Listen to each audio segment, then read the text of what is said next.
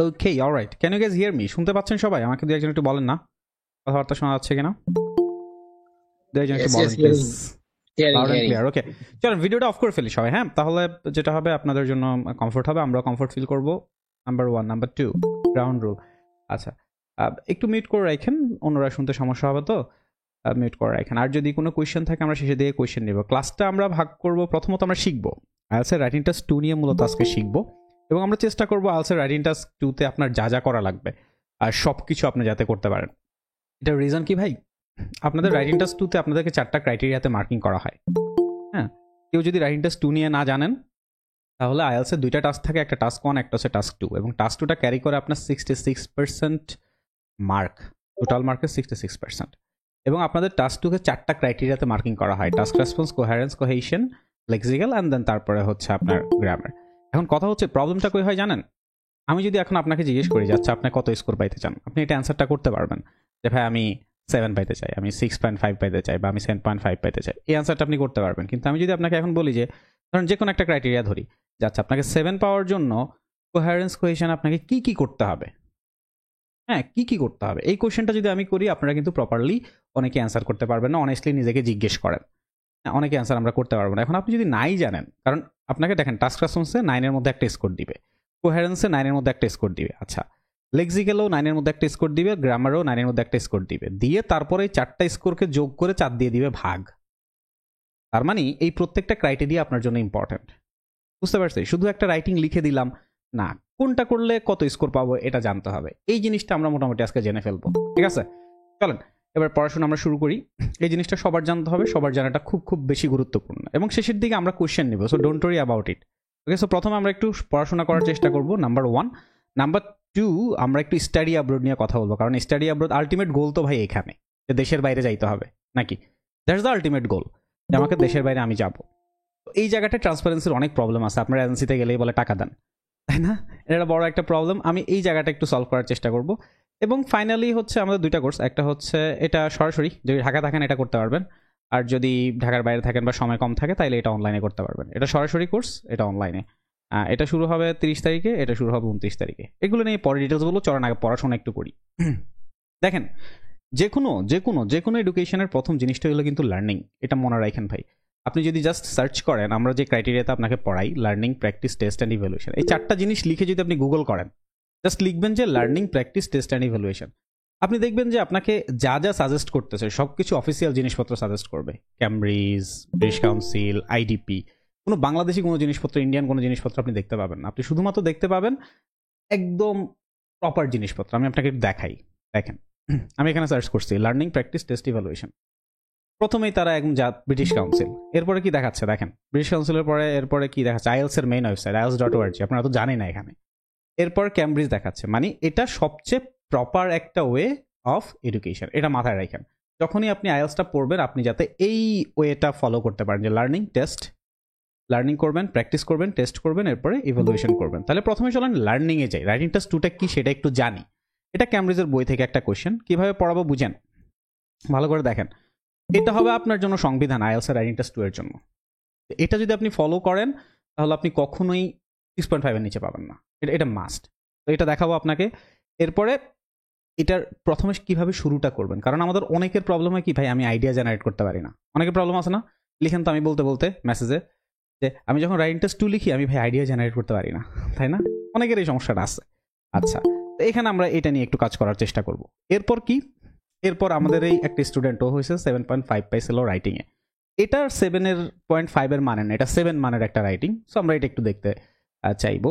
এটা হচ্ছে আমাদের বই থেকে নেওয়া একটা রাইটিং, ব্যান্ড 9 এর। আমরা দেখবো যে ব্যান্ড 9 এর রাইটিংগুলো আসলে কেমন হয়, এই জিনিসটা আমরা একটু শিখবো। ক্যামব্রিজ থেকে আমরা দেখবো যে এই যে 6 পাইছে, তার মানে তো এই স্টুডেন্টের কোনো না কোনো পজিটিভ জিনিস আছে। আবার বেশি কেন পাই না, এই নেগেটিভ জিনিসও তো আছে। এই জিনিসগুলো আমরা একটু দেখার চেষ্টা করবো কয়েকটা ডিফারেন্ট স্কোর, ডিফারেন্ট কোশ্চেন থেকে। ওকে, এবং প্রত্যেকটা জিনিস যখন শিখবো দেখবো যে আসলে আমরা কোন ব্যান্ড স্কোরের জন্য কি করতেছি, কেন করতেছি। ওকে, লেটস গো। প্রথমত, যে কোনো রাইটিং টাস্কের যখন আপনি কোশ্চেন পাবেন, কোশ্চেনটা প্রথমে ভালো করে বুঝতে হবে ভাই, এটা খুব ইম্পর্টেন্ট। আলটিমেটলি দেখেন, আপনাকে একটা কোশ্চেন তো তারা দিয়ে দিচ্ছে। এই স্ক্রিন দেখা যাচ্ছে না? বলেন তো দুই একজন, স্ক্রিন দেখা যাচ্ছে তো? কথাবার্তা শোনা যাচ্ছে তো? Clear, loud? বলেন তো দুই একজন, সব ঠিকঠাক? ওকে, ঠিক আছে। আসেন, প্রথমে যে জিনিসটা করতে হবে, কোশ্চেনটা ভালোভাবে বুঝতে হবে। মানে কোশ্চেন ওই যে অল্প স্বল্প বুঝলে সমস্যা আছে, সমস্যাটা কোন জায়গায় একটু দেখাই আগে। আসেন পড়বেন, আপনাদেরকে না দেখালে তো আপনারা পড়বেন না। আবার দেখেন, আপনি যদি কোশ্চেনের একটা পার্ট ভালো করে দেখেন, মেইন পার্টস কি বলতেছে।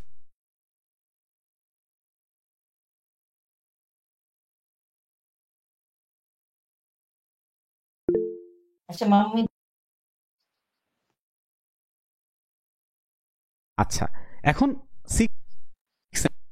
ভালো কথা, সবকিছু লিখছেন, কিন্তু 7-এ যদি আমরা চলে যাই, এখানেও বলছে আপনি সবকিছু লিখছেন। ভালো করে দেখেন, the main parts of the prompt are appropriately addressed. এখানেও বলছে the main part of the prompt appropriately addressed. ডিফারেন্সটা কি? এখানেও কি বলতেছে দেখেন, একটু জুম করে দেখাই, ভালো করে দেখেন। তো some may be more fully covered than others, মানে আপনি একটা অংশ নিয়ে বেশি লিখছেন, আরেকটা অংশ নিয়ে কম লিখছেন। এটা বলতেছে, আয়াস বলতেছে আপনি যদি 6-এর বেশি, এটা আমাদের কথা না, এই ব্যান্ড ডিসক্রিপশন দেখে আপনাকে স্কোর করবে। সো কোশ্চেনটা আমাদেরকে এমনভাবে বুঝতে হবে যাতে করে আমাদের কোনো পার্ট, প্রথম যে জায়গাটা এই জায়গায় পৌঁছাইতে হবে, যে কোনো পার্ট যাতে মিস না হয়, আমরা সবকিছু নিয়ে যাতে লিখতে পারি। এটা হচ্ছে আমাদের প্রথম টার্গেট, তাইলে আর আপনি এটা নিচে নামবেন না। চলেন এই টার্গেটটা আমরা একটু ফিল করি। এখানে একটা যে কোশ্চেন, এটা একটু পড়ি।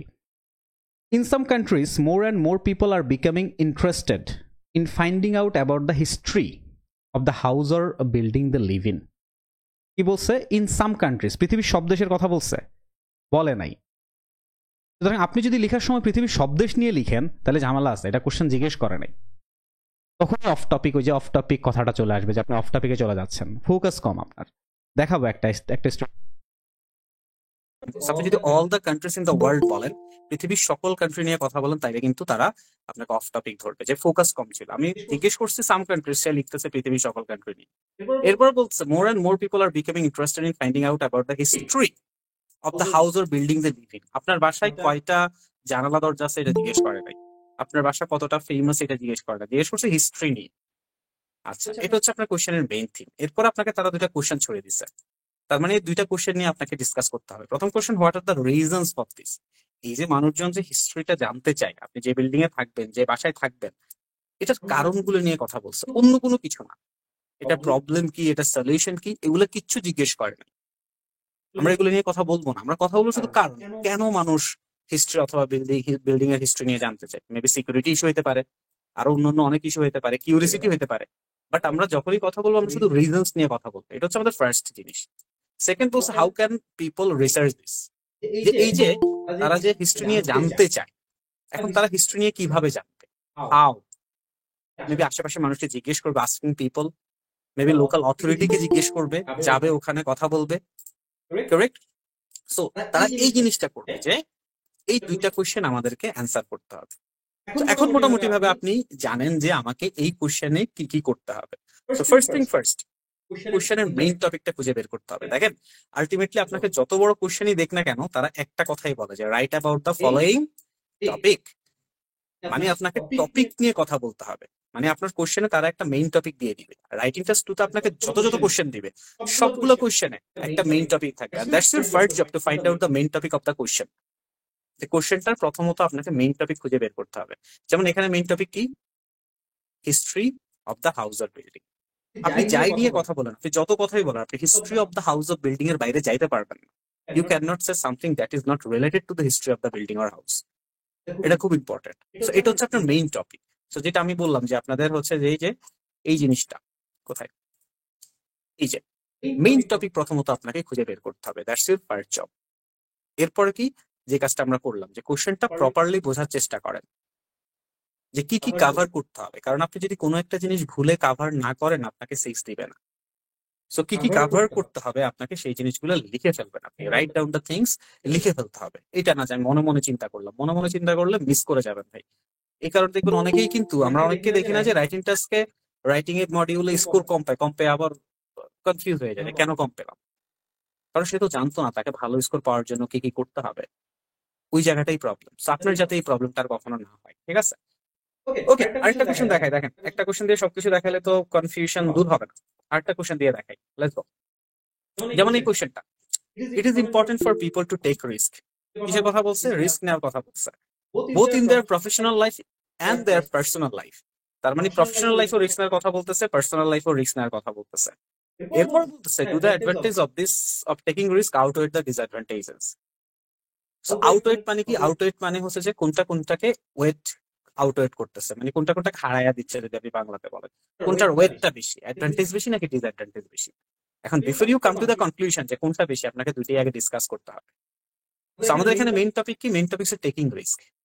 আপনি এই অ্যান্সারটা করার জন্য রিস্ক টেকিং এর বাইরে অন্য কোনো কথা বলতে পারবেন না, বললে এটা অফ টপিক হবে। বুঝতে পারছি? হেলথ খুব স্পেসিফিক জিনিস, ওরা যা বলে আমাদেরকে তা করতে হবে, কিছু করার নাই স্কোর পাওয়ার জন্য। আচ্ছা, কি কি কভার করতে হবে? প্রফেশনাল লাইফে রিস্ক নেওয়াটা কভার করতে হবে আমাদেরকে, আবার পার্সোনাল লাইফেও রিস্ক নেওয়াটা কভার করতে হবে। আচ্ছা, এরপরে বলছে রিস্ক নেওয়ার অ্যাডভান্টেজ মানে রিস্ক নেওয়ার পজিটিভ সাইড, আবার রিস্ক নেওয়ার ডিসঅ্যাডভান্টেজ মানে রিস্ক নেওয়ার নেগেটিভ সাইড। তার মানে আমাদেরকে প্রফেশনাল লাইফে রিস্ক নেওয়ার পজিটিভ সাইড নিয়ে যেমন কথা বলতে হবে, তেমনি করে পার্সোনাল লাইফে রিস্ক নেওয়ার পজিটিভ সাইড নিয়েও কথা বলতে হবে। ইন দ্য মিন টাইম আমাদেরকে প্রফেশনাল লাইফে রিস্ক নেওয়ার নেগেটিভ সাইড নিয়েও কথা বলতে হবে, আবার পার্সোনাল লাইফের রিস্ক নেগেটিভ সাইড নিয়েও কথা বলতে হবে। We have nothing to do, দুটো জিনিসই আমাদেরকে করতে হবে এটা। So, আমরা এখন পেয়ে গেছি আমাদেরকে কোন কোন জিনিসগুলো কভার করতে হবে। বুঝতে পারছেন ভাই? এটা খুব ইম্পর্টেন্ট। সো প্রথম হচ্ছে মেইন টপিক, তারপরে হচ্ছে কোন কোন জিনিসগুলো আমাদেরকে কভার করতে হবে, এটা আমরা লিখে ফেলবো। এতে করে আপনি একটা রিস্ক থেকে বের হয়ে যেতে পারবেন। কোন রিস্ক থেকে আপনি বের হয়ে যেতে পারবেন? এই যে ইনকমপ্লিটলি অ্যাড্রেসড, যে আপনি আর এমন কোনো অবস্থানে থাকবেন না যে আমি কোনো একটা জিনিস আমাকে কোশ্চেনে বলছে কিন্তু সেটা নিয়ে আমি কিছুই লিখি নাই। কারণ আপনি যদি নোটস না নেন, মিস করে যান, তখন কিন্তু আপনার এই জিনিসটা হতে পারে। কিন্তু আপনি যদি নোটস নিয়ে ফেলেন যে আচ্ছা ঠিক আছে আমাকে এটা কভার করতে হবে, এই জিনিসগুলো করতে হবে, then things will get easier for you. Clear? Okay, so এটা হচ্ছে আপনার মেইন টপিক এবং কি কভার করতে হবে এটা লিখে ফেলেন। এরপর আপনার হচ্ছে সেগমেন্ট। সেগমেন্ট কি ভাই? সেগমেন্ট হচ্ছে আপনার রাইটিং ক্লাস 2 তে টোটাল আপনার 4টা বডি থাকবে, প্যারাগ্রাফ থাকবে। একটা হচ্ছে ইন্ট্রো, আর একটা হচ্ছে বডি 1, আর একটা হচ্ছে বডি 2, আর একটা হচ্ছে কনক্লুশন। অনেক সময় অনেকে বডি 3ও লিখে, খুব একটা নেসেসারি না, আপনি চাইলে লিখতে পারেন, দেখাবো নি আজকে।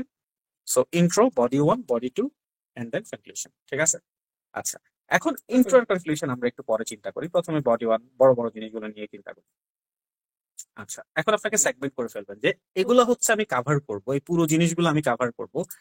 তাহলে আমাকে বডি 1 আমি কি নিয়ে লিখবো, বডি 2 তে আমি কি নিয়ে লিখবো, কারেক্ট? এই ডিসিশনটা আপনি এখন নেওয়ার পালা। আচ্ছা, তো কেউ কেউ চিন্তা করবে যে আচ্ছা আমি প্রফেশনাল লাইফে রিস্ক নেওয়ার পজিটিভ সাইড নিয়ে একটা বডিতে লিখবো এবং নেগেটিভ সাইড নিয়ে, এই মানে প্রফেশনাল লাইফ নিয়ে আমি একটা বডিতে লিখবো, মানে প্রফেশনাল লাইফের পজিটিভ নেগেটিভ। আর একটা বডিতে আমি পার্সোনাল নিয়ে লিখবো, সেখানে পার্সোনাল লাইফে রিস্ক নেওয়ার পজিটিভ এবং নেগেটিভ নিয়ে আমি কথা বলবো। আচ্ছা, এখন আরেকজন বললো যে না, আমি প্রফেশনাল আর পার্সোনাল নিয়ে কথা বলবো না, আমি আগে পজিটিভ সাইড নিয়ে লিখবো, মানে প্রফেশনাল লাইফে রিস্ক নেওয়ার পজিটিভ এবং পার্সোনাল লাইফে রিস্ক নেওয়ার পজিটিভ। আচ্ছা, এবং বডি 2 তে গিয়ে প্রফেশনাল লাইফে রিস্ক নেওয়ার নেগেটিভ, পার্সোনাল লাইফে রিস্ক নেওয়ার নেগেটিভ। সো এই সেগমেন্টটা আপনি আপনার মতো করে করবেন, মানে আপনি যেভাবে কমফোর্ট ফিল করেন আপনি ঠিক সেভাবেই এই সেগমেন্টটা করবেন। এটা একটা স্টুডেন্ট নোটস নিয়েছে, এটা আমাদের কোনো কারণ না, আমাদের একটা স্টুডেন্ট নিয়েছে। তো দেখেন পজিটিভ সাইড নিয়ে তার কাছে মনে হয়েছে যে না, আমি পজিটিভ সাইড নিয়ে প্রথমে সবার আগে আমি পজিটিভ সাইড নিয়ে কথা বলবো, প্রফেশনাল লাইফে রিস্ক নেওয়ার পজিটিভ সাইড। আচ্ছা, সে এখন নোটস নিয়েছে। আচ্ছা, প্রফেশনাল লাইফে রিস্ক নেওয়ার পজিটিভ সাইড নিয়ে সে চিন্তা করলো যে ক্যারিয়ার গ্রোথ একটা হইতে পারে। যেমন আমরা অনেক মানুষকে দেখি, what they do, they try to continue their study. In the meantime, study তো কন্টিনিউ করে, in the meantime they also try to do some jobs. দেখেন এরকম আপনি দেশের বাইরে গেলে এটাই করতে হবে আপনাকে, করবেনও জবও করবেন। So see, when you do the two things together, there is a possibility you might gonna fail in one. যে আপনার হয়তো স্টাডিটা একটু রেজাল্ট খারাপ হয়ে যেতে পারে, বা আপনার জবে হয়তো আপনার প্রবলেম হতে পারে, প্রমোশন না হতে পারে। কিন্তু দেখা যায় যে অনেক ক্ষেত্রেই স্টাডিও কন্টিনিউ করে, জবও কন্টিনিউ করে, একটা নির্দিষ্ট টাইমের পরে গিয়ে দেখা যায় যে সে আরো স্টাডিতে শেষ করে মাস্টার্স করে ফেললো, একটা ভালো রেজাল্ট করে ফেললো, রেজাল্ট করার পর এরপরে সে একটা ভালো একটা আরো বেটার কোনো জব পেয়ে গেল। So this is a risk, when you do two things together, it's a risk, but it might gonna open some opportunity for you. এটা হচ্ছে তার কথা যে প্রফেশনাল লাইফে এটা একটা পজিটিভ সাইড হইতে পারে রিস্ক। পার্সোনাল লাইফে তার কথা হলো যে রিলেশনশিপ, ম্যারেজ স্পেশালি। সো যে এটা লিখছে উনি হচ্ছে ম্যারিড ছিলেন। আচ্ছা, তো ওনার কথা হলো যে sir, getting married it's not a sure shot, যে 100% শিওর শট না। You never know what will gonna come through. কারণ even if you had an affair, affair and getting married, going to new family, it's not the same thing, correct? But at present I am doing the job, my husband is doing the job, so whatever we get, it's getting double. So আমাদের positive side গুলো double হয়ে যাচ্ছে। আবার আমরা যদি we have a kid, so আমাদের যদি কখনো যদি বোরিং লাগে, we can even have a good time with them. So yeah, you know, getting married it's a risk, but it can really come out with good. ভালো কিছু নিয়ে আসতে পারে এই ধরনের রিস্ক গুলো। আচ্ছা, গেল পজিটিভ সাইড নিয়ে, এরপর হচ্ছে নেগেটিভ সাইড। হ্যাঁ, আমি একটু পানি খেতে খেতে আপনাদেরকে পড়াইতে হবে, ভাই কথা বলতেছি তো। ওকে, নেগেটিভ সাইড নিয়ে একটু কথা বলি। নেগেটিভ সাইড কি? প্রফেশনাল লাইফে তার নেগেটিভ সাইড মনে হলো রিস্কের ক্ষেত্রে changing career. We see lot of people, তারা একটা জব করে, জবটা ছেড়ে দিয়ে তারা হয়তো একটা বিজনেস করার চেষ্টা করে, বা জবটা ছেড়ে দিয়ে আরেকটা বেটার জব খোঁজার চেষ্টা করে। এরকম মানুষকে কিন্তু আমরা অনেক দেখি। কিছু সময় তারা হয়তো সাকসেসও পেয়ে যায়, কিন্তু সামটাইমস, অ্যাটলিস্ট সামটাইমস, তাই না, এরকম হয় যে আচ্ছা এখানে জবটা ছেড়ে দিচ্ছে, পরে একটা বিজনেস শুরু করছে, সেটাও ফেল করছে। আমরা এরকম অনেক দেখি। So, এই ধরনের চেঞ্জিং ক্যারিয়ার রিস্ক আপনার ক্যারিয়ারে একটা থ্রেটও কিন্তু নিয়ে আসতে পারে, অ্যাটলিস্ট সাম কেসেস। এটা তার কাছে মনে হয়েছে। আচ্ছা, এরপরে পার্সোনাল লাইফের ক্ষেত্রে তার কাছে মনে হলো মাইগ্রেশন। সো তার কথা হচ্ছে, see sir, I am investing everything, my time, my family, everything, and I really don't know how my child will going to react there, because it will be a total new environment. If I need any kind of help in this country, I just can get it. Ask from my relatives, friends, a lot of people. But there, I will not have them. So I'm not really sure. It's a big risk, and it might gonna come good. It might not gonna come good. You never know. So এটাই বলছে, cultural diversity এসব সবকিছু নিয়ে এটা অনেক সময় একটা risk ফ্যাক্টরও হইতে পারে, নেগেটিভ সাইডও নিয়ে আসতে পারে, তাই না? এখন দেখেন, আপনি যখন একটা হচ্ছে একটু চিন্তা করেন, কিছুক্ষণ আগে 5 মিনিট আগে এই নোটগুলো আপনাকে ডিসকাস করার আগে যদি আপনাকে এটা লিখতে দিতাম যে আচ্ছা, প্রফেশনাল লাইফে পজিটিভ সাইড নেগেটিভ সাইড নিয়ে লিখেন, পার্সোনাল লাইফে পজিটিভ নেগেটিভ নিয়ে লিখেন, আর এখন যদি আপনাকে লিখতে দিই, আপনার কাছে মনে হয় না আপনি কিছুটা হলেও বেটার লিখবেন? Yes or no? সবাই বলেন, ইয়েস অর নো বলেন। Yes. কারণ আমার তো বুঝতে হবে আপনার কাছে কি মনে হইতেছে। Yes, obviously. তো দেখেন, এটা খুব ইম্পর্টেন্ট ভাই, বুঝতে পারছেন? যে আপনি যখন নোটসটা নিয়ে ফেলবেন, নোটস নেওয়ার পরে তাহলে আমাদের কাজকে একটু বুঝাই ভাই। প্রথমে কোশ্চেন পাবো, কোশ্চেন পেয়ে মেইন টপিকটা বের করে ফেলবো, নাম্বার 1 জব। নাম্বার 2 জব, কোশ্চেনটা খুব ভালো করে পড়বো, যাতে করে সবকিছু কাভার হয়, কোনো কিছু যাতে আমরা মিস না করি, লিখে ফেলবো যে কি কাভার করতে হবে। এরপর সেগমেন্ট করে ফেলবো যে আচ্ছা, এই জিনিসটা আমি বডি 1 এ লিখবো, এই জিনিসটা নিয়ে আমি বডি 2 তে লিখবো। এরপর কি করবেন? এরপর হচ্ছে বডি 1 আমি যেটা নিয়ে লিখবো সেটা নিয়ে 2টা পয়েন্ট, বডি 2 তে আমি যেটা লিখবো সেটা নিয়ে 2টা পয়েন্ট। এখনো কিন্তু আমরা লেখা শুরু করিনি, এখন আমরা প্ল্যানিং আছি। কারেক্ট? হয়ে গেল। আচ্ছা, এবার আপনি লেখাটা শুরু করবেন। লেখাটা শুরু করার আগে আমি আপনাকে প্রথমে বডি শিখাই। বডি 1 এর ফার্স্ট সেন্টেন্স হবে আপনার টপিক সেন্টেন্স, ভালো করে মনে রাখেন। বডি 1 এর ফার্স্ট সেন্টেন্স হবে আপনার টপিক সেন্টেন্স। এখন you can ask me like what the topic sentence is. Topic sentence is the sentence that represent your whole paragraph. Means after reading the topic sentence, teacher will going to understand what you will going to discuss in this whole paragraph. মানে topic sentence পড়ার পরে teacher বুঝতে পারবে যে এই পুরো প্যারাগ্রাফে আপনি আসলে কি নিয়ে লিখবেন, কোন কোন পয়েন্ট নিয়ে লিখবেন, এটা টিচার বুঝতে পারবে। ওকে, সো টপিক সেন্টেন্সটা কি সেটা একটু চলেন আপনাদেরকে একটু বোঝানোর চেষ্টা করি। এই যে দেখেন, এটা একটা question. University should accept equal numbers of male and female student in every subject. To what extent do you agree or disagree? So আপনাকে যখন এগ্রি অর ডিসএগ্রি বলছে, আপনি হয় এগ্রি করবেন পুরোটা অথবা পুরোটা ডিসএগ্রি করবেন। এটা কেন? অর অর মানে কি ভাই? অর মানে দুইটাই না, বুঝেন? অর আর এন্ড এর মধ্যে একটা পার্থক্য আছে। অর মানে হচ্ছে যে কোনো একটা, আর এন্ড মানে হচ্ছে দুইটাই। এটা মাথায় রাখেন। যদি এগ্রি বলে শুধু এগ্রি করবেন পুরোটাতে, আর ডিসএগ্রি বললে পুরোটাতে ডিসএগ্রি করবেন। ওরা যা বলছে আপনি তা করবেন। You are a puppet, simple as that. শুনতে খারাপ লাগলো, এটাই সত্যি, ঠিক আছে? ওকে, সো সে বলছে সে ডিসএগ্রি করবে, আই ডু নট এগ্রি বলছে।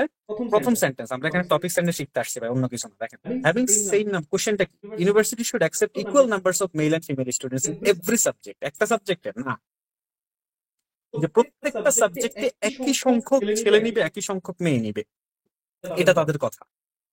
এখন সে বলতেছে ডিসএগ্রি করে যে having the same number of men and women, আপনি যদি একই নাম্বারের মেন এন্ড ওমেন যদি নেন, all degree courses is simply unrealistic. তার মানে আমরা বুঝতে পারছি এই প্যারাগ্রাফটাতে উনি ব্যাখ্যা করবে যে এটা কেন আনরিয়ালিস্টিক। আপনি যদি same number of men and women নিতে চান, তাহলে এটা কেন আনরিয়ালিস্টিক, এই জিনিসটা সে ব্যাখ্যা করবে। চলেন দেখি আমরা সে করেছি কিনা। Student numbers on any course depend on the applications that the institution receives. তাই তো, তাই না? সাপোজ ধরেন আপনি নর্থ সাউথ ইউনিভার্সিটি, ঠিক আছে, আচ্ছা ভাই আইবি, এআইবি থাকো তবে রাগ করবেন, নর্থ সাউথ অথবা আইবি যে কোনো একটা, বা যে কোনো একটা ইউনিভার্সিটিতে ধরেন সিএসসি তে যে কোনো তারা স্টুডেন্ট নিবে, ফার্স্টে 250 মেল আর 250 ফিমেল নিবে। এখন তারা মেইলের জন্য ধরেন অ্যাপ্লিকেশন পেলো হচ্ছে 398, আর ফিমেলের জন্য তারা অ্যাপ্লিকেশন পেলো 238। এখন তারা যেটা নিতে চাচ্ছে সেম সংখ্যক ছেলে এবং মেয়ে, এটা তো পসিবল না। এই কারণেই বলছে যে আপনার অ্যাপ্লিকেশন লাগবে enough. If a university decided to fill courses with equal numbers of males and female, it would need enough applicants of each gender. যে enough applicants লাগবে। In reality, এটা দেখেন, এটাকে বলে appropriacy। দেখেন, রিয়েলিস্টিক আনরিয়েলিস্টিক প্রমাণ করতেছে, বলতেছে in reality. Many courses are more popular with one gender than other. যে অনেক অনেক কোর্সই হচ্ছে যে একটা জেন্ডার বেশি পছন্দ, যেমন সিএসসি ছেলেরা পছন্দ করে, আবার অন্যান্য অনেক সাবজেক্ট আছে মেয়েরা পছন্দ করে। And it would not be practical to aim for equal proportions. For example, nursing courses tend to attract more female applicants, and it would be difficult to fill those courses if 50% of the places need to go to the males. Nursing course তবে সবাই পড়বে না, অনেক ছেলেরাই পড়বে না, তাই না? সেটাই বলার চেষ্টা করছে এখানে। সো দেখেন, সে এখানে বলছে যে আনরিয়েলিস্টিক, সে পুরোটা জুড়ে আনরিয়েলিস্টিকটা ব্যাখ্যা করছে। আরেকটা দেখে দেখেন, তখন ক্লিয়ার হবে। Next topic sentence. Apart from the practical concerns expressed above, I also believe that it would be unfair to base admission to university courses based on gender. এবার বলছে আনফেয়ার, তার মানে আমরা বুঝতে পারতেছি এই প্যারাগ্রাফটাতে আগেরটা আনরিয়ালিস্টিক প্রমাণ করছে, এই প্যারাগ্রাফটাতে সে আনফেয়ার ব্যাখ্যাটা করবে। চলুন আমরা দেখি করছে কিনা। University should continue to select the best candidates for each course according to their qualifications. Best ক্যান্ডিডেটকে নিতে হবে। বাংলাদেশের কোটা সিস্টেমের কথা তো সবাই জানেন নাকি? ইয়েস নো বলেন। বাংলাদেশের কোটা সিস্টেমের কথা আমরা সবাই জানি না? এরকম অনেক অনেক সিস্টেম ছিল, অনেক অনেক অনেক অনেক কিছু হয়ে গেল বাংলাদেশে কোটার কারণে। এরকম অনেক ক্ষেত্র হয়, দেখেন একটা উদাহরণ দেখেন। এরকম অনেক ক্ষেত্রে আমরা সবসময় দেখি যে একটা স্টুডেন্ট হয়তো 78 পেলো, আরেকজন হয়তো দেখা যাচ্ছে যে 84 পায় চান্স পায় না, এই স্টুডেন্ট চান্স পায় গেছে, বিগত হয়তো কোনো কোটা ছিল। তার মানে এই স্টুডেন্টের প্রতি একটু আনফেয়ার হইল না ব্যাপারটা ভাই? শুধু তার প্রতি আনফেয়ার হয় নাই, এই পার্সনটা যাদেরকে সার্ভ করবে তাদের প্রতি আনফেয়ার হচ্ছে, কারণ তারা বেস্ট পার্সন থেকে সার্ভটা পাচ্ছে না। That's important. সেটাই এখানে বলার চেষ্টা করা হচ্ছে। In this way, both men and women have the same opportunities, and applicants know that they will be successful if they work hard to achieve good grades at school. If you see the university student in Bangladesh, they are not really motivated to get good grades because they know that, but they are not certain that if they get good grades in their university, they will get the job. Bangladesh's certainty আছে আপনি ভালো একটা score করে বের হইলেই আপনি ভালো একটা জব পাবেন? No, not at all. But they are more serious about going abroad because they know that they will gonna get a good job. তাদের কোয়ালিফিকেশন থাকলে তারা ভালো জব পাবে, এটা তারা জানে, কারণ তারা দেশের বাইরে যাওয়ার জন্য বেশি মোটিভেট। এটাই বলছে এখানে, কোয়ালিফিকেশন দেখতে হবে। If a female student is the best candidate for a place on a course, it would be wrong to reject her in favor of male student with lower grades or fewer qualifications. Suppose জবের ক্ষেত্রে যদি ধরি, আসেন চিন্তা করেন, যেমন জবের ক্ষেত্রে সাপোজ ফার্স্টে ফিল্ড ওয়ার্কের জন্য কোনো একটা মানুষকে নিবে, তারা চিন্তা করলো ফিল্ড ওয়ার্কের জন্য নিব তো একটা ছেলেকে, কিন্তু মেবি একটা ফিমেল হয়তো ভালো করতে পারতো। এখন অনেকে চিন্তা করলো যে না, আমি রেজিস্ট্রেশনের জন্য নিব, তাহলে আমার অ্যাট্রাকটিভ কারো লাগবে, তাহলে আমি হচ্ছে ফিমেল স্টুডেন্ট, ফিমেল কাউকে নিব। কিন্তু মেবি এই male could have done better. So তারা যেটা বলার চেষ্টা করছে, you don't take the people based on the gender, you take the people based on their qualifications. That's what they are saying.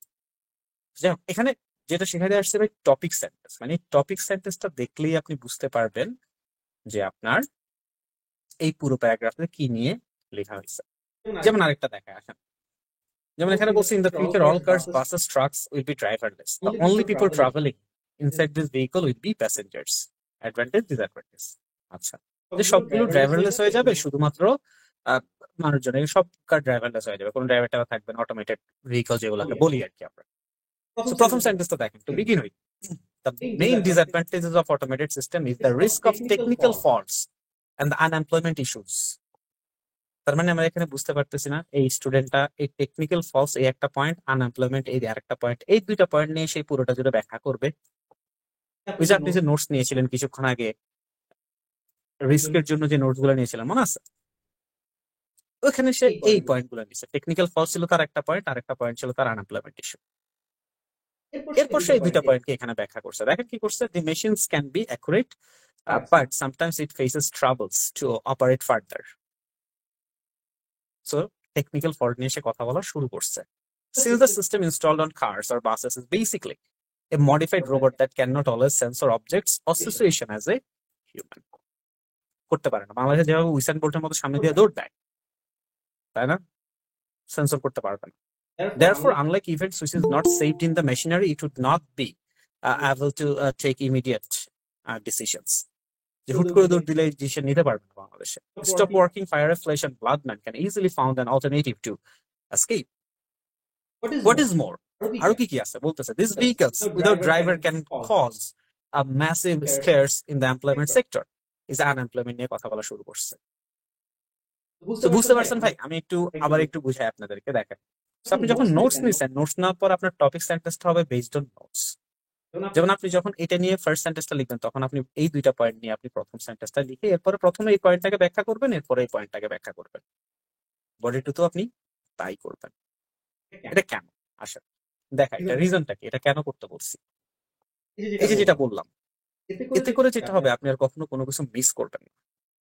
এবং আপনি যখন পয়েন্টগুলো নিয়ে ফেলবেন, তখন একটাকে আরেকটা থেকে কম বেশি লেখার চান্সও কমে যাবে। তখন আপনি অটোমেটিক এখান থেকে এখানে আস্তে আস্তে মুভ ফরওয়ার্ড করবেন। আমি শুধু একটা পয়েন্ট দেখাইলাম আর কি, যে এই একটা পয়েন্ট আপনি কিভাবে মেনটেন করবেন। আরো অনেক পয়েন্ট আছে টোটাল রাইটিং টাস্কের এর জন্য। এখানে 3টা পয়েন্ট, এখানে 3টা পয়েন্ট, এখানে 4টা, এখানে 3টা, টোটাল আপনার প্রায় 12 থেকে 13টা পয়েন্ট আপনাকে মেনটেন করতে হবে যে কোনো স্কোর পাওয়ার জন্য। And you need to know যে কোনটার জন্য আমাকে কি করতে হবে। বুঝতে পারছেন? এই জায়গাটা খুব ইম্পর্টেন্ট। সো রাইট টেস্ট যখন আপনি করবেন ভাই, প্রথমে এই যে আবারও বললাম, মেইন পয়েন্ট বের করবেন, কোশ্চেনটা ভালোভাবে বুঝবেন, কি কি কভার করা লাগবে লিখে ফেলবেন। বডি ওয়ানে কি লিখবেন, বডি টুতে কি লিখবেন, সেগমেন্ট করে ফেলবেন। বডি ওয়ানে যেটা লিখবেন সেটা নিয়ে 2টা পয়েন্ট, বডি টুতে যেটা লিখবেন সেটা নিয়ে 2টা পয়েন্ট। বডি ওয়ানটা যখন শুরু করবেন তখন টপিক সেন্টেন্স দিয়ে শুরু করবেন এবং প্রথমে একটা পয়েন্ট ব্যাখ্যা করবেন, এরপর আরেকটা পয়েন্ট ব্যাখ্যা করবেন। বডি টু যখন শুরু করবেন, সেম এই 2টা পয়েন্ট দিয়ে শুরু করবেন, প্রথমে পয়েন্ট 1, পরে পয়েন্ট 2, এই 2টা ব্যাখ্যা করবেন। এক্সাম্পলটা খুব গুরুত্বপূর্ণ। কেন এক্সাম্পল গুরুত্বপূর্ণ?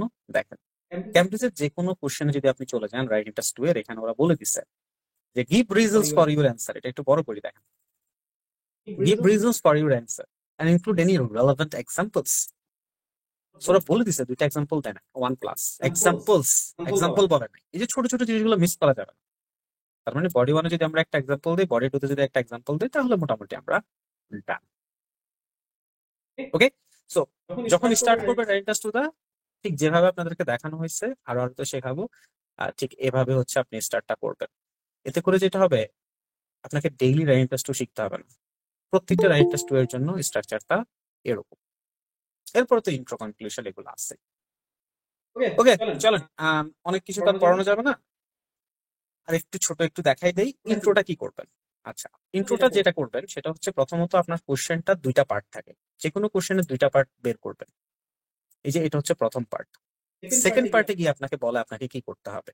প্রথম পার্টে আপনাকে একটা থিম দেয়, সেকেন্ড পার্টে আপনাকে বলে কি করতে হবে। যে কোনো কোশ্চেনে যান, এই যে দেখেন এটা হচ্ছে প্রথম পার্ট। সেকেন্ড পার্টে বলে যে আপনি এগ্রি করেন ডিসএগ্রি করেন। এটা হচ্ছে প্রথম পার্ট। সেকেন্ড পার্টে গিয়ে তারা বলে সেম, আপনি যেখানেই কোশ্চেন যাবেন, এটা হচ্ছে প্রথম পার্ট। সেকেন্ড পার্টে গিয়ে বলে তারা আপনাকে এটা করেন। সো আপনার ইন্ট্রো হবে 2 to 3 সেন্টেন্সেস। প্রথম পার্ট নিয়ে দেখেন ইন্ট্রোর ভিশন কি, what is the vision of an intro, to introduce everything, isn't it. যে সবকিছু আপনি ইন্ট্রোডিউস করবেন। প্রথমে ইন্ট্রোডিউস করবেন কোশ্চেনের থিমটা, প্রথম অংশটুকু জাস্ট নিজের মতো করে লেখার চেষ্টা করবেন, আরো শেখাবো। আর পরে আপনি লিখবেন তো আপনাকে যা করতে বলা হয়েছে। যদি এগ্রি ডিসএগ্রি বল, আপনি বলেন যে আমি এগ্রি করি, আই এগ্রি। যদি ডিসকাস বোথ ভিউ বল, আপনি বলেন যে আমি বোথ ভিউ ডিসকাস করব। এটা হচ্ছে আপনার ইন্ট্রো। আর কনক্লুশনে গিয়ে আপনার একটা ডিরেক্ট অ্যান্সার দিতে হবে। ডিরেক্ট অ্যান্সার এটা হতে পারে আপনার এক সেন্টেন্স, হতে পারে 2 sentence, maximum 3, not more than that. Direct answer কেন দিবেন? আপনার পজিশনটাকে ক্লিয়ার করার জন্য। দেখেন ডিফারেন্স বোঝেন ভাই। 5 কি বলতেছে, দি রাইটার এক্সপ্রেস এ পজিশন। 6 কি বলতেছে, এ পজিশন ইজ প্রেজেন্টেড। 7 কি বলতেছে, a clear and developed position is presented. Difference বুঝছেন? একটাই হচ্ছে আপনি কোনো রকম কোনো কিছু বলছেন, আর আরেকটাই আপনি আপনার পজিশনটাকে প্রপারলি ক্লিয়ারলি দিয়েছেন। এই কারণে কনক্লুশনে গিয়ে আপনি আপনার কোশ্চেনের একটা ডিরেক্ট অ্যান্সার দিবেন। আমি 2 একটা কনক্লুশন আপনাকে দেখাই, প্রপার 2 একটা কনক্লুশন আপনাকে দেখাই। ঠিক আছে, চলেন। যেমন এই কোশ্চেনটার কনক্লুশন যদি আমরা দেখি, এটা হচ্ছে কি ছিল, ইউনিভার্সিটি স্টুডেন্ট নিয়ে কথাবার্তা ছিল, তাই না? আমরা দেখলাম যে এটা আনরিয়ালিস্টিক তারা ব্যাখ্যা করছে, আনফেয়ার তারা ব্যাখ্যা করছে। কনক্লুশনে বলতেছে, in conclusion the selection of university student should be based on merit and it would be both impractical and unfair. এখানে এই and এর জায়গায় দুইটা and না দিয়ে একটা as well as ইউজ করতে পারতো, আর একটু বেটার হইতে পারতো। আচ্ছা, unfair to change to selection procedure based on gender. So সে পুরোটা জুড়ে যেটা বলছে যে আমি চাই না যে অ্যাডমিশনটা জেন্ডারের ভিত্তিতে হোক, আমি চাই যে অ্যাডমিশনটা মেরিটের ভিত্তিতে হোক। যদি এটা না করে তাহলে এটা আনফেয়ার হবে, এটা আনরিয়ালিস্টিক হবে, ইমপ্র্যাকটিক্যাল হবে, এটা তারা বলার চেষ্টা করছে। ওকে, সো রাইটার্স 2 যখন লেখাটা শুরু করবেন, প্রথমে অবশ্যই মেইন টপিক কি কি কভার করা লাগবে, বডি 1 বডি 2 সেগমেন্ট, বডি 1 এ যা লিখবেন 2টা পয়েন্ট, বডি 2 তে যা লিখবেন 2টা পয়েন্ট, এন্ড দেন ইন্ট্রোটা লিখবেন, যখন রিরাইট দ্য কোশ্চেন, নিজের মতো করে কোশ্চেনটাকে রিরাইট করবেন। এরপর বলে দিবেন যে আমি কি করব। বডিস ইন্ট্রোডিউস করা মানে কি, আপনি বলে দিবেন আমি এগ্রি করি, আমি ডিসএগ্রি করি। বডি 1 এ প্রথমে টপিক সেন্টেন্স আপনি যে 2টা পয়েন্ট নিছেন সেটা নিয়েই সেন্টেন্সটা লিখে ব্যাখ্যা করবেন। আচ্ছা, কারণ এক্সটেন্ড করাটা না ভাই খুব গুরুত্বপূর্ণ। ব্যাখ্যাটা যদি না করেন, আপনি যদি অনেক অনেক আইডিয়া দেন, আপনাকে স্কোর দিবে না। কেন দিবে না দেখেন, নিচে দেখেন 6 এ বলতেছে, দেখেন 6 আর 7 এর মধ্যে পার্থক্য বোঝেন। মেইন আইডিয়াস আর রেলেভেন্ট বলতেছে। আচ্ছা, but some may be insufficiently developed, আপনি খুব বেশি ভালো করে ডেভেলপ করেন নাই। আর এখানে কি বলতেছে, মেইন আইডিয়াস আর এক্সটেন্ডেড, একদম ওয়ার্ডটা দিয়ে দিছে। আপনি এক্সটেন্ড করছেন, বড় করছেন, ব্যাখ্যা করছেন, সাপোর্ট করছেন। একটু উপরে যারা দেখবেন ক্লিয়ার হয়ে যাবে তারা আসলেই কি চায়। আইডিয়াস আর রেলেভেন্ট, আপনি যে আইডিয়াস গুলো দিচ্ছেন এগুলা তারা যা জিজ্ঞেস করছে তার সাথে যাচ্ছে, এটাকে বলে রেলেভেন্সি। ওয়েল এক্সটেন্ডেড, আপনি ব্যাখ্যা করছেন, সামনের দিকে এগিয়ে নিয়েছেন, সাপোর্ট করেছেন এক্সাম্পল দিয়ে। দ্যাটস হোয়াট দে ওয়ান্ট, এটা তারা আপনার কাছে চায়। ঠিক আছে, সো টাস্ক 2 একটু প্লিজ ভাই যখনই পড়বেন, আমরা যখন স্টুডেন্টকে পড়াই তখন আমরা এই জিনিসগুলো একটু মেনটেন করার চেষ্টা করি, কারণ এগুলা দেখেই আপনাকে, চেষ্টা না এগুলো করি, কারণ এগুলা দেখে আপনাকে আলটিমেটলি স্কোরটা করবে। সো আপনিও যখন করবেন, আমি শুধু একটা একটা দেখালাম, আরো এরকম 3টা আলাদা ক্রাইটেরিয়া আছে। আমি শুধু টাস্ক টাস্ক দেখাইছি, কোহেরেন্স আছে, লেক্সিক্যাল আছে, গ্রামার আছে। এগুলোর কোন পয়েন্টটা আপনার সিচুয়েশন কি, কোথায় কি ইমপ্রুভ করতে হবে, এই জিনিসগুলো ধরায় না দিলে আপনার জন্য কিন্তু ভালো করাটা ডিফিকাল্ট। আর এই কারণেই যেটা বললাম, এই কারণেই এই যে টেস্ট ইভ্যালুয়েশন এগুলো খুব গুরুত্বপূর্ণ, ভেরি ইম্পর্টেন্ট। আচ্ছা, বুঝতে পারছেন? টাস্ক 2 নিয়ে কোনো স্পেসিফিক কোশ্চেন থাকলে করবেন একটা দুইটা।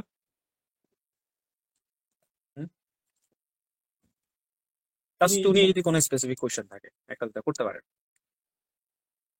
নো কোশ্চেন্স, মোটামুটি বুঝতে পারছেন, তাহলে স্টাডি আপলোড চলে যাবো, কারণ সেটা বেশি ইম্পর্টেন্ট। পাঞ্চুয়েশন মার্কস কি নাম্বার ব্র্যান্ডেজ করে কনক্লুশন কি হয়েছে আবার করেন কোশ্চেন।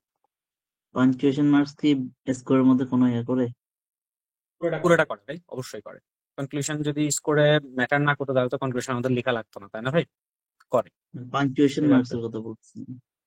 পাংচুয়েশন বানান ওভারঅলই তো স্কোরিং হয়, এটা নিয়ে তো এতই না, ওভারঅল স্কোরিং করে। হ্যাঁ, ওভারঅল স্কোরিং করে পুরোটার উপরে বেস করে। আচ্ছা চল এবার একটু স্যার স্টাডি একটা আমরা নিয়ে বিষয় একটু ছিল কথা বলবো। যে হ্যাঁ বলেন। আপনি আপনার যে রেকর্ডেড ক্লাসটা আমরা পাই, মানে খুব মানে যারা ফ্রি ক্লাস করছি আর কি 2বার, ঠিক আছে, তো ক্লাসটা অনেক ভালো লেগেছে। সো আপনাদেরকে ইউটিউবে বা কোথাও পাওয়া যাবে এই ক্লাসগুলা বা 2টা, যেটা ইউটিউবে আপলোড করা হবে কিনা এটা তো আসলে আমি শিওর না, recorded হয়তো হবে, হয়তো হবে। আচ্ছা আসেন একটু স্টাডি আপলোড নিয়ে কথা বলি, এরপর আবার কোশ্চেন টোশ্চেন নিবো। হ্যাঁ দেখেন, সো স্টাডি আপলোড নিয়ে আপনাদের যে ঝামেলাগুলো হয়, প্রথমত আমাকে অনেকেই বলে যে ভাই ওই এনসিতে গেছি হচ্ছে প্রথমেই বলে টাকা দেন, তাই না? আপনি এনসিতে গেলেই প্রথমে বলে কি ভাই টাকা দেন। সেটা যাই হোক, পরিমাণটা যাই হোক, আমি জানি না তারা কেন দেয়, কেন এটা জিজ্ঞেস করে। কারণ স্টাডি আপলোড নিয়ে ভাই আমরা তো কাজ করি, ইউনিভার্সিটি গুলোই আমাদেরকে খুব ভালো পরিমাণ পেমেন্ট করে, তো এগুলো আসলে দরকার হয় না স্টুডেন্ট থেকে টাকা নেই। তারপর তারা কেন নেই আই রিয়েলি ডোন্ট নো। আচ্ছা, আইদার তারা থার্ড পার্টি ইউনিভার্সিটি গুলোর সাথে ডিরেক্টলি পার্টনারশিপে নাই, এই কারণে তারা ইউনিভার্সিটি থেকে টাকাটা পায় না, সো আপনার থেকে নেওয়ার চেষ্টা করে। Otherwise I don't know the reason. প্রথম আমরা আমরা যেভাবে স্টুডেন্টদেরকে হেল্প করার চেষ্টা করি, আমাদের স্টুডেন্টদেরকে বা আমাদের কাছে যারা স্টাডি আপলোড হেল্প নিতে আসে তাদের ক্ষেত্রে, প্রথমে আপনি যখন আসেন আপনার সব কথা আমরা শুনি ভাই। কি কি শুনি? আপনার এডুকেশনাল সিচুয়েশনটা কি, কি পড়তেছেন, কি অবস্থা এটা। এরপর আপনার ফিনান্সিয়াল সিচুয়েশনটা শুনি, কারণ কি অনেকে না আছে আপনার তাদের টাকা পয়সা নিয়ে কোনো ঝামেলা নেই, আবার অনেকে আছে তাদের টাকা পয়সা নিয়ে সমস্যা আছে। অনেকে আছে দেশের বাইরে যাবে, জব টব তেমন একটা ইম্পর্টেন্ট। অনেকে আছে দেশের বাইরে গিয়ে নিজের টাকায় নিজে চলতে হবে। এরকম অনেক অনেক সিচুয়েশন আছে। সো এই সিচুয়েশনের উপর বেস করে আপনার জন্য একটা সাজেশনে যাইতে পারে, ঠিক আছে আপনার জন্য এই এই অপশন গুলো হচ্ছে আপনার জন্য বেটার, এই কান্ট্রি গুলো আপনার জন্য বেটার। আবার কি হয়, ভিসা রেশিও কিন্তু এক এক সময় এক এক জায়গায় ডিফারেন্ট থাকে। ফার্স্টে ট্রাম্প আসার পর থেকে ইউএসএ তে কিন্তু ভিসা রেশিও টিশিও এগুলো একটু ঝামেলা হচ্ছে। ট্রুডো যাওয়ার পর থেকে ইদানিং কালে কানাডা তো একটা ঝামেলা আস্তে আস্তে শুরু হয়েছে। তো এইসব জায়গায় ভিসা টিসা একটু দেরিতে হয়, আপনারা খোঁজ খবর নিয়ে দেখবেন যে ভিসা টিসা এগুলো একটু দেরিতে হয়। আবার কিছু কিছু কান্ট্রি যেমন সুইডেনে এখন অনেক ভিসা হয়, আমাদের দুইটা স্টুডেন্টের ভিসা হয়েছে একসাথে। আপনারা আমাদের ফেসবুকে কেউ দেখবেন একটা স্টুডেন্ট যে কয়েকদিন আগে 6.5 পাইছে, তো ওদের দুইজনের একসাথে ভিসা হয়েছে একই সময়। তো এই জিনিসগুলো আপনাকে আগে আমরা ডিসিশন আপনি নেবেন, কিন্তু আমরা দেখাই দিব যে আচ্ছা এখানে এই সিচুয়েশন, আপনার সিচুয়েশন এটা ভালো, এটা ভালো, এটা ভালো। আচ্ছা এরপর আপনার থেকে যে ডকুমেন্টেশন গুলো নেওয়া, এই ডকুমেন্টেশন গুলো আমরা কালেক্ট করি, ঠিক আছে। আপনি আমাদের মাধ্যমে করেন, যাদের মাধ্যমে করেন, দেখবেন যে এভাবে ফলোটা করে কিনা। আচ্ছা ডকুমেন্টেশন গুলো কালেক্ট করি, আচ্ছা এটা লাগবে, এটা লাগবে, আপনি দিলেন আমাদেরকে, ভালো কথা, নিলাম। নেওয়ার পর আমাদের ডেজিগনেটেড লয়ার আছে যাদের কাজে শুধু হচ্ছে এগুলো নিয়ে কাজ করা, ওই ডকুমেন্টেশন গুলো চেক করানো হয় যে আচ্ছা ঠিক আছে। 3 ধরনের ইউনিভার্সিটি আপনার জন্য আমরা চুজ করব। প্রথম, যেটাতে আপনার ভিসা হওয়ার চান্সেস অনেক হাই, প্রথম ওই ইউনিভার্সিটি, কারণ এটা অনেক ইম্পর্টেন্ট ভাই। তো প্রথমে কোন জায়গায় আপনার ভিসা হওয়াটা বা কোন জায়গায় আপনার চান্সেস হওয়াটা অনেক বেশি পসিবল আপনার ব্যাকগ্রাউন্ড দেখে, প্রথমে এটা। নাম্বার 2, একটা বেস্ট ইউনিভার্সিটি আপনার জন্য চুজ করবো based on ranking and other thing. আচ্ছা নাম্বার 3, আপনার ফিনান্সিয়াল স্টেটাস, যে আচ্ছা ঠিক আছে এটা টাকা পয়সার দিক দিয়ে ইউনিভার্সিটিটা ভালো। এতে করে যেটা হবে, অনেকে কি করে শুধু একটাই অনেক সময় অ্যাপ্লাই করে, একটাই করেন, কিন্তু সবসময় আপনি একটাই অ্যাপ্লাই করলে একটাতে হয়ে যায় এটা না। অ্যাপ্লাই কেন করেন, অনেক অনেক আমি আপনাকে, আপনি যখন আমাদের অফিসে আসবেন দেখাবো যে আমি আপনাকে দেখাইতে পারবো যে অনেক ইউনিভার্সিটি আছে যেগুলোতে কোনো অ্যাপ্লিকেশন ফি নাই ভাই, মানে অ্যাপ্লিকেশন ফিটা ওয়েভার করা, আপনি কোনো ফি ছাড়া অ্যাপ্লাই করতে পারবেন। তাহলে ওগুলোতে কেন অ্যাপ্লাই করবো না আমরা? বুঝতে পারছি ব্যাপারগুলা। আচ্ছা আপনি অ্যাপ্লাই করলেন, এগুলো সবকিছু কথাবার্তা বলে আমরা আপনাকে বা আমরা অ্যাপ্লাই করে দিলাম আপনার জন্য, ঠিক আছে। অ্যাপ্লাই করলেন, অ্যাপ্লাই করার পরে আলহামদুলিল্লাহ ধরেন আপনার অ্যাকসেপ্টেন্স লেটার আসলো, অ্যাকসেপ্টেন্স লেটার আসার পরে এই যে এই মাঝখানে একটা সময় আছে, মাঝখানে আপনার একটা ইন্টারভিউ হয়, ইউনিভার্সিটি আপনার একটা ইন্টারভিউ নেয়। তো আমরা কি করি, আমাদের স্টুডেন্টদেরকে এই ইন্টারভিউর জন্য আমরা প্রিপেয়ার করি, কারণ এই ইন্টারভিউ পরে তারপর তারা অ্যাপ্রুভটা করে। So this interview is kind of important for you. আচ্ছা হয়ে গেল আপনার এই জিনিসটা, এই জায়গাটা আপনার ডান, ইন্টারভিউ দিলেন, চান্স হয়ে গেল, ধরে নিলাম ইনশাল্লাহ। এরপর অ্যাপ্লাই করলেন, চান্স হয়ে গেল, এবার হচ্ছে ভিসা, এবার হচ্ছে মেইন কাজ ভাই। এই জায়গাটায় আমাদেরকে ডিফারেন্ট ওয়েতে হ্যান্ডেল করতে হয়, কোন কোন ওয়েতে কোন কান্ট্রিতে অ্যাপ্লাই করতেছেন, আপনার ব্যাকগ্রাউন্ড কি, কোন জিনিসগুলো লাগবে, প্রতিবেশী। এই জায়গায় লয়ারের মেইন কাজ কিন্তু এই জায়গায়, এই জায়গা হচ্ছে মেইন কাজ। কারণ ভাই ভিসাতে একটা রিজেকশন সাইন সিল ভালো কিছু না। So আপনার, কারণ সব ডকুমেন্টেশন ভাই ঠিক মতো সাবমিট করেও অনেকের ভিসা হয় না, জানেন তো, দেখেন তো। তো সেই জায়গা থেকে এখানে প্রপার একটা প্রসিডিউরে যে যা যা দরকার, যেখানে যা দরকার, যেমন আপনার এসওপি লেখা লাগবে, আমরা হেল্প করবো, কোনো সমস্যা নাই। আপনার ভিসা ইন্টারভিউতে যে যাবেন, ভিসা ইন্টারভিউতে আপনি যে যাবেন, সেখানে আপনার যে ইন্টারভিউ নেবে সেটার জন্য আপনাকে প্রিপেয়ার করা, এগুলো আমরা করবো। আচ্ছা এগুলো করে টোরে আপনি ভিসার জন্য তারপর আপনি অ্যাপ্লাই করলেন। আচ্ছা ভিসার জন্য অ্যাপ্লাই করার পরে আলহামদুলিল্লাহ ধরেন ভিসার জন্য ভিসা যদি আপনার চলে আসে, মাঝখানে একটা ইন্টারভিউ যেটা হবে, যেটা বললাম, ভিসা চলে আসে, এরপরে আপনি টিকিট কাটবেন। মানে আমি আপনাকে যেটা বোঝানোর চেষ্টা করতেছি যে এটা হচ্ছে প্রসিডিওর ভাই, এভাবে আমরা হেল্প করি। আপনি যদি যে কোনো জায়গায় যান, আপনি দেখেন যে এর কোনো ব্যত্যয় ঘটে, দেখেন যে আপনাকে প্রথমে যাইলেই বলে এই 10,000 টাকা হচ্ছে, না এগুলো করেন, দরকার নাই এগুলো, বুঝতে পারছেন? সো যেখানেই করেন, স্যার যাই করেন। জি বলেন বলেন। আপনাদের লোকেশনটা কোথায় আর কি? এটা কি মানে অনলাইন বেস নাকি এটা অফলাইনে আপনাদের অফিসে আছে? সরাসরি আসতো, সরাসরি করতে পারবেন তো, জাস্ট লিজন এডুকেশন লিখবেন বৌদ্ধ মন্দিরে ভাই। এই যে আপনি কি করবেন, গুগলে লিখবেন লিজন এডুকেশন, চলে আসবেন বৌদ্ধ মন্দির, বাসাও বৌদ্ধ মন্দির, ওখানে লিজনেশন লিখবেন, একদম সবকিছু চলে আসবে, ঠিক আছে। কোন কোন দেশে জি কাজ করতেছেন, কোন কোন দেশে প্রসেসিং করতেছেন আর কি, মানে প্রায় কোন 30 কোন প্লাস দেশে কান্ট্রি, অ্যাপ্লিকেশন? প্রায় 30 প্লাস কান্ট্রি। জার্মানিতে করেন স্যার? হ্যাঁ ঠিক আছে। তো এই যে দেখেন, এই যে লিজন এডুকেশন লিখে সার্চ করবেন, আপনি এখানে পেয়ে যাবেন। হ্যাঁ এই যে আমাদের লোকেশন টোকেশন ডিরেকশন ফোন নাম্বার টাম্বার সবকিছু এখানে চলে আসে। সকাল 10টা থেকে রাত 10টা পর্যন্ত মোটামুটি আমাদের অফিস, 10:30 থেকে রাত 9:30 পর্যন্ত। ওকে, মোটামুটি আমাদের অফিস সবসময় খোলা থাকে। জি জি ভাই। ভাই একটা কোয়েশ্চেন ছিল, হচ্ছে কিছু মনে করেন না, হ্যাঁ ভাই, আপনি যে আমাদেরকে হেল্প করবেন, ধরেন প্রসিডিউরে মোটামুটি সব হেল্প করলেন, বাট আপনার বেনিফিটটা কোথায় এখানে? বললাম না ইউনিভার্সিটি আমাদেরকে টাকা দেয় ভাই। আচ্ছা আপনি যে ইউনিভার্সিটিতে যাবেন ওই ইউনিভার্সিটি আমাদেরকে টাকা দেয়, ওই পরিমাণটা ভালো ভাই, বুঝতে পারছেন? আপনার থেকে টাকা তো কোনো দরকার নেই। আচ্ছা, তার মানে হচ্ছে কি ভাইয়া, তার মানে কি হচ্ছে কি আপনি যে ইউনিভার্সিটিতে আপনি আমাকে অ্যাপ্লাই করবেন সেটা হচ্ছে আপনার সাথে কন্টাক্ট বেস যে ইউনিভার্সিটি, আমার সাথে ইউনিভার্সিটির সাথে আমাদের সাথে পার্টনারশিপ। হ্যাঁ, এটা অনেক ইম্পর্টেন্ট, কারণ ওই যে পার্টনারশিপ ইউনিভার্সিটি গুলো না হেল্প করে আপনাদেরকে ভিসা টিসা পাওয়ার জন্য, তাই না বলেন? এইগুলো কি ভাইয়া পাবলিক benefit আছে। ইউনিভার্সিটিতেও হয় নাকি শুধু private? Public private both. Okay. Public আরেকটা কোশ্চেন ভাইয়া, সেটা হচ্ছে যে ক্লাস 2টা করছি আমি ডেমো ক্লাস, তো আপনাদের এই ডেমো ক্লাস 2টা আসলে কোন কোর্সের? আই মিন আপনাদের তো প্লাটিনাম আছে, ডে কেয়ার আছে, অনেক রকমের ব্যাচ আছে। আচ্ছা, হ্যাঁ আমি এটাই ব্যাখ্যা করতেছি। দেখেন এখন আমাদের এই যে নেক্সট দুটা কোর্স যেটার জন্য আসলে আজকে মেইনলি আপনাদের সাথে আমার দেখা করা, একটা হচ্ছে প্ল্যাটিনাম কোর্স। প্রথমে এটা নিয়ে একটু বলি, এটা আমাদের অনলাইন কোর্স, ঠিক আছে? এটাতে 21 ক্লাসেস হবে, প্রত্যেকটা ক্লাস হচ্ছে 2.5 ঘন্টা করে। ওকে, রাত 9টায় ক্লাস শুরু হয় আমাদের। মোটামুটি যারা জব টপ করে তাদেরকে উদ্দেশ্য করে এই কোর্সটা ডিজাইন করা। আচ্ছা, 2.5 ঘন্টা করে কেন করানো হয়? কারণ হচ্ছে কি ভাই, সময়টা তো কম, এখানে আপনাকে পড়াইতেও হবে, আবার আপনাকে প্র্যাকটিসও করাইতে হবে, একটু ছোটখাটো টেস্ট নিয়ে একটু দেখাই দিতে হবে, আচ্ছা এটা ভুল করতেছেন, এই জিনিসগুলো ঠিক করেন, মানে কারণ সময়টা অনেক কম। আচ্ছা, এটা হচ্ছে আমাদের প্ল্যাটিনাম কোর্স। এবার সরাসরি যে কোর্সটা আমাদের, সেটা নিয়ে আমি শর্টকাটে একটু বলি, এটা অফিসে আসলে ভালো করে জানতে পারবেন। ফুল ডে কেয়ার। আচ্ছা, এটাতে আমাদের 12 ক্লাস, কিন্তু 12 ক্লাসেও এটাতে আমাদের আপনার সকালে শুরু হয় ক্লাস 11টা শুরু হয় 5টা পর্যন্ত, মাঝখানে ছোট দুটো ব্রেক থাকবে। কেন এত লম্বা সময় কেন? কারণ হচ্ছে কি ভাই, এখানে আপনি 2.5 ঘন্টা করে 21টা ক্লাস করতেছেন, তো এখানে আপনাকে 4-5 ঘন্টা করে যদি ক্লাস না করাই 12টা ক্লাস, কারণ কম সময়ে ভালো করা ডিফিকাল্ট, মানে কম সময়ে ভালো করা ডিফিকাল্ট এমনিতেই, সেখানে কম সময়ে যদি আপনি আরো কম করে ভালো করতে চান, এটা ইম্পসিবল হয়ে যায়। তো সেই জায়গা থেকে একটা স্ট্যান্ডার্ড টাইম অফ গাইডলাইন আপনার দরকার হয়, সেটা মোটামুটি 50+ আওয়ারের প্রয়োজন হয়। এই কারণে আমরা 21টা ক্লাস যেটা 2.5 ঘন্টা করে ধরছি, যাতে 50+ আওয়ারটা হয়। আবার এখানেও 5 আওয়ার করে মোটামুটি 50+ আওয়ারটা যাতে হয়, ঠিক আছে? এই তো সরাসরি অনলাইন এগুলাই। ওকে, শুনেন, একটা ডিসকাউন্ট দিয়ে তারপর আপনাদের কোশ্চেন নেই। আজকে যারা এখানে ক্লাস করতেছেন, হ্যাঁ, তারা একটু এটার একটু স্ক্রিনশট নিয়ে ফেলেন না।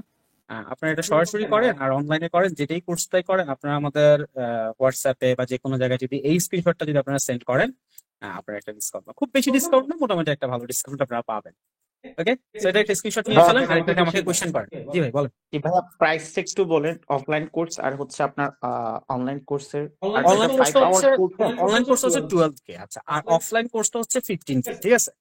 তো এখান থেকে একটা ভালো একটা খুব ভালো একটা ডিসকাউন্ট পাবেন, ঠিক আছে? জাস্ট এটা স্ক্রিনশট দিয়ে রাইটিং এর উপর হবে ভাইয়া? না পুরো এই ভাইয়া আমার বাসা হচ্ছে কি, বাসাবু হচ্ছে আপনার খেলার মাঠটা আছে না, এটার অপোজিটে আর কি। চলে তো আসুন হচ্ছে যেহেতু যেহেতু হচ্ছে আপনার আমার পাশেই, তো আমি চাচ্ছি কালকে হয়তো আমি একটা সময় করে আপনাদের অফিস টাইমে হয়তো ভিজিট করবো। চলে আসেন, সমস্যা নেই ভাই। ওই যে মর্নিং বেলটা চিনেন তো নাকি? মর্নিং বেলটা চিনেন তো? হ্যাঁ বৌদ্ধমন্ডল চিনি, বাট আমার হচ্ছে এক্সাম ডেট আসলে নিয়ে নিছি, তো আমার শর্ট টাইমে একটু মোটামুটি একটা প্রিপারেশনের জন্য আসলে কোর্স একটু সাজেস্ট করলেই ভালো হয় আর কি, যে কোনটা আমার। বিকালের দিকে চলে আসেন। হ্যাঁ দুপুরের দিকে দেখি। দিলেই দেখতে পাবেন, সমস্যা নেই ভাই। বলেন আর কি কোশ্চেন? আপনি নিজে কি ক্লাস নিবেন নাকি অন্য কেউ? আপনি তো অনেক ভালো বুঝান মনে হয় আর কি। আচ্ছা, না অনেক টিচার থাকবে ভাই আমাদের, এই যে অনেক ভালো টিচার থাকবে আমাদের, কোনো টিচারই ব্যান্ড নিতে নিচ্ছে না। আমি প্রত্যেকটা জায়গায় থাকি, সবগুলো ক্লাস তো আর একা নেওয়া সম্ভব না, but there will be other teacher to help, ঠিক আছে? বলেন আর কি কোশ্চেন? বলেন। হ্যাঁ জি, যে আমিও অ্যাপ্লিকেশন করব, আমি অলরেডি 6.5 পেয়েছি, বাট আপনাদের ক্লাসটা অনেক ভালো হচ্ছিল, তো ভাবছি যে কোনো একটা ট্রাস্টেড যদি এজেন্সি পাওয়া যায়। তো কোথায় থাকেন আপনি? আমি থাকি মিরপুরে। আচ্ছা ঠিক আছে, একদিন মেট্রো করে চলে আসেন। অলরাইট, আর কারো কোনো questions? No more questions. Okay ভাই, দ্যাটস অল। বলেন। মানে ফ্রি অফ চার্জে করেন কিনা, মানে যে বলতেছেন ফাইল প্রসেস করা? না ওগুলা ফ্রি ভাই, ওগুলা দরকার হয় না আপনার থেকে, আমরা ইউনিভার্সিটি থেকে ভালো টাকা পাই, ঠিক আছে? সো দরকার হয় না আপনার থেকে। আচ্ছা ভাই, প্লাটিনাম কোর্স সপ্তাহে যে মানে টোটাল যে 5 দিন ক্লাস, প্লাটিনাম সপ্তাহে 5 দিন, শনিবার, স্যাটারডে অফ, ওয়েডনেসডে অফ। হ্যাঁ, আর আচ্ছা যেটা ডে কেয়ার সেটা হচ্ছে সপ্তাহে 6 দিন ক্লাস, একদিন অফ থাকবে। একদিন আমরা ডিসাইড করব বেসড অন যারা অ্যাডমিশন নিবে তাদের সাথে কথা বলে। ঠিক আছে? অলরাইট, স্যার এটা ক্লিয়ার কতদিন? জি। হ্যাঁ, আপনাদের যে প্লাটিনাম যে অনলাইন কোর্স এটাতে কোর্স ফি কত? যেটা বললাম ভাই, প্লাটিনামটা হচ্ছে 12K, আর যেটা সরাসরি হবে এটা 15K। বাট ওই যে যেটা দিলাম এটা একটা স্ক্রিনশট দিয়ে একটা ডিসকাউন্ট পাওয়া যাবে না। ওকে, থ্যাংক ওকে, অলরাইট। আর কারো কোনো কোশ্চেনস? ডিউরেশনটা কত মাসের? 3 মান্থস নাকি কোনটা? না 12 ক্লাস? শুধু বললেন 12 ক্লাস বা 22 হ্যাঁ, ক্লাস, ডে এটাই না? কেয়ারটা 12 ক্লাস আর প্লাটিনামটা 21 ক্লাস। 12 ক্লাস এটা 5 ঘন্টা করে সারাদিন পড়াবো আমরা, আর এটা হচ্ছে 2.5 ঘন্টা করে রাত 9টায় ক্লাস শুরু। এটা 11 AM শুরু। তো এটা মোটামুটি যারা দিনে ফ্রি আছে তাদের জন্য ভালো, আর যদি ঢাকায় থাকেন। আর এটা হচ্ছে যারা ঢাকায় থাকেন না অথবা যারা রাতে ফ্রি থাকেন আর কি, অফিস করেন তাদের জন্য বেস্ট। কবে থেকে শুরু হবে এই ডে ব্যাচটা? কেয়ারটা 30 তারিখ থেকে, প্লাটিনামটা 29 তারিখ থেকে। কালকে পর্যন্ত আমরা রেজিস্ট্রেশন নিব মোটামুটি সবার, দুইটার ক্ষেত্রেই। ও আরেকটা জিনিস আছে, ডে কেয়ারে শুধু 8জন স্টুডেন্ট অ্যাডমিশন নেওয়াবো আমরা, কারণ এর বেশি হলে হেল্প করা যায় না, স্কোর পায় না, 2-1 মিস করে যায়। আর এখানে আমরা স্টুডেন্ট নিব 15 জন শুধু। ঠিক আছে? আর কোনো কোশ্চেন ভাই? এনিমোর? বলেন, সমস্যা নেই। কাইন্ডলি আপনাদের একটু যে আমরা 2টা ফ্রি ক্লাস করলাম এটা একটু আমাদেরকে আচ্ছা, এটা আমি বলে লিজনকে দিয়েন। বলবো নি। হ্যাঁ, আমি এটা বলবো নি যে দেখি ওরা আপলোড করার কোনো ব্যবস্থা করতে পারে কি। ঠিক আছে? Okay. All right, guys. Thank you very much for joining. I'm gonna take the leave and hopefully see you all in Lizonox. Till then, goodbye and good night.